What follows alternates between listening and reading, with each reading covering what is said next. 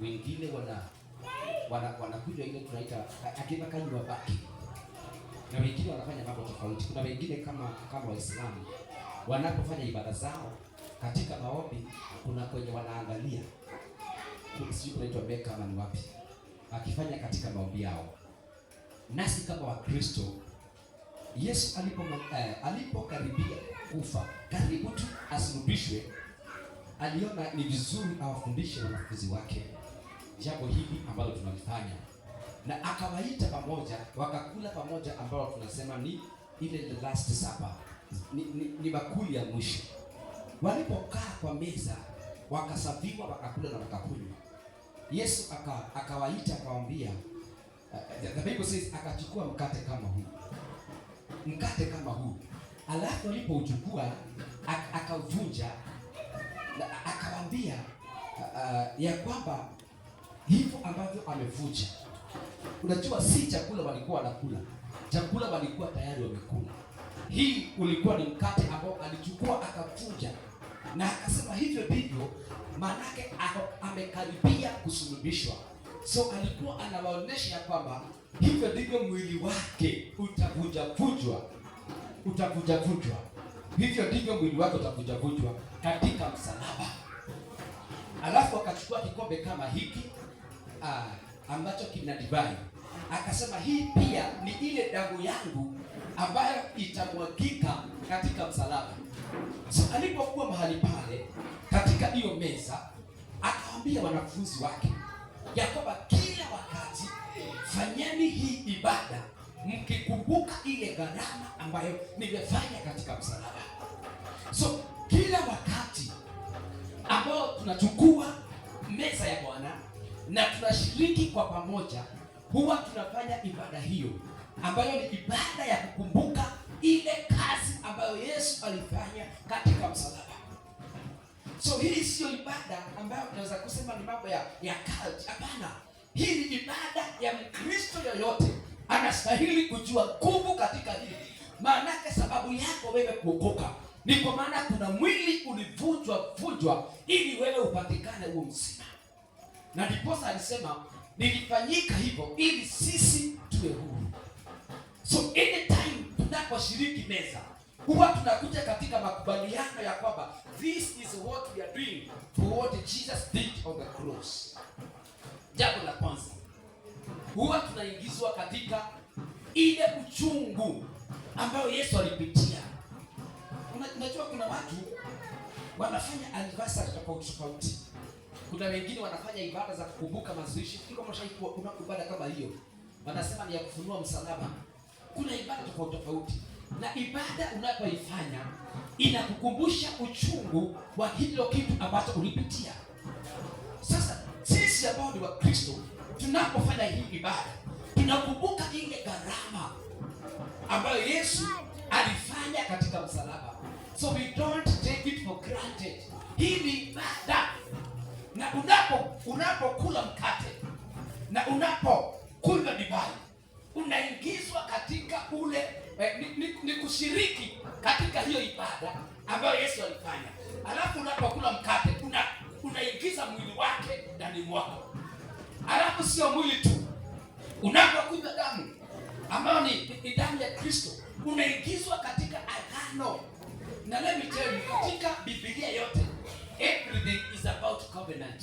Chochote, hata hii Biblia hii sisi tunasemanga katika Kikuyu tumetaka kigetu kaneno, it is about covenant. So tunaposhiriki damu, tunashiriki ile damu ambayo alimwaga katika msalabani.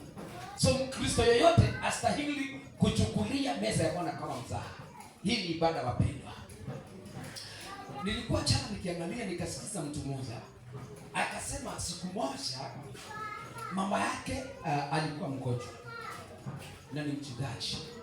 Sio mama yake, ni mshirika, alikuwa mgonjwa na kuna mahali aliitwa kahubiri.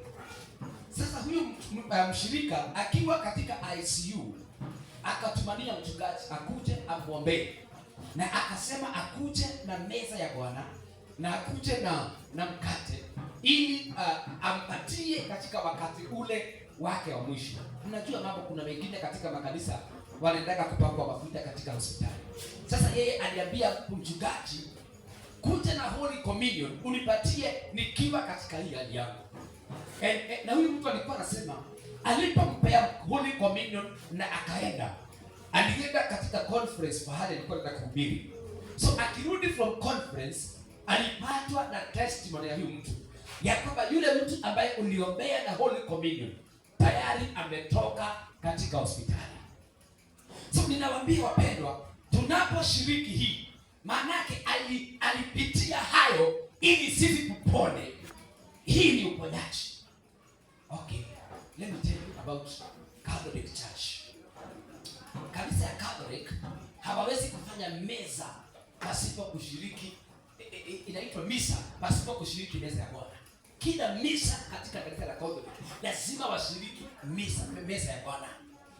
Na unajua hiyo meza, they may have taken it for granted, lakini kanisa hiyo, nawaambia wapendwa, liko na nguvu hata kuliko serikali.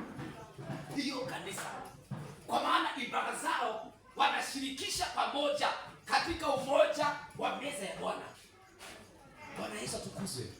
Sasa tunaposhiriki meza hii, tunapokumbuka kifo cha Kristo, pia tunakumbuka sisi wenyewe kama Wakristo tunaingishwa katika ule unity katika kama kanisa. Kwa maana sisi ni Wakristo kweli. Sisi ni Wakristo. So jinsi ya kukumbuka Ukristo ni jinsi ya kufanya kitendo ambacho alikifanya katika msalaba. Na katika hicho kitendo tunasema ya kwamba now we agree in what he did in the cross. Tunakuwa tumeingizwa katika kile alifanya katika msalaba. Jambo la pili, kama kanisa tunakuwa na unity because the Holy Communion brings unity amongst the believers. Na ndipo nasema hivi, kama kuna mmoja miongoni mwenu ambaye anahisi kuna mtu amekwaza, aende kwanza amsamehe, alafu kisha akuje ashiriki meza. Kwa nini? Kwa maana hii meza inaleta unity in the church. We cannot share the Holy Communion, then tunapotoka hapa tunaanza kupigana, tunaanza kuongeleana. Pana, this Holy Communion is a powerful service na inastahili kuleta unity in the house of God. Bwana Yesu atukuzwe. Haijalishi tuko wangapi, lakini tunaposhiriki hii meza tunastahili kuongea sauti moja. Na ndiposa walipokuwa pamoja wanashiriki kila wakati, mpaka katika mahali panaitwa Antiokia waliambiwa hawa ni kama Wakristo, kwa maana mienendo yao, tabia zao zilikuwa kama Wakristo. Nimaliza kwa kusema hivi, Yesu katika Luka 22 alifundisha wanafunzi jinsi ya kushiriki meza. Na katika Acts wanafunzi walikuwa kila wakati wanakutanika hadi kwa manyumba zao wanashiriki meza ya Bwana, kwa maana unity among themselves. Na ndiposa wakaweza kupaya na kupenya katika ulimwengu kote kwa sababu ya umoja wao. Na jambo la tatu, katika mahali tumesoma katika Wakorintho, naye Paul anawafundisha Wakorintho jinsi ya kushiriki meza ya Bwana. Kwa nini? Kwa maana katika Corinthians kila mmoja, wale ambao ni matajiri walikuwa wanaingia katika meza ya Bwana, wanakula mkate na wanakunywa divai, alafu wanakula kana kwamba ni kushiba. So walikuwa wanaichukulia ni kama chakula. So unapata miongoni mwao wale maskini hawapati nafasi katika meza ya Bwana, lakini wale matajiri wanaikula katika ibada mpaka mtu anashiba. Paul akawaambia, kama kuna mmoja ambaye ako na njaa miongoni mwenu, aende kwanza nyumbani akule shibe. Ndiposa anapokuja katika meza ya Bwana, hii sio meza ya kukula kushiba. Hii ni meza, hii ni covenant. Na akwambia, as we take the bread, we remember the body. And the Bible, watu wamesoma hapa katika John chapter 6 verse 25, ya kwamba the bread of the Lord, the bread is the body of Christ. Na huo mwili wa Kristo unaleta uzima wa milele.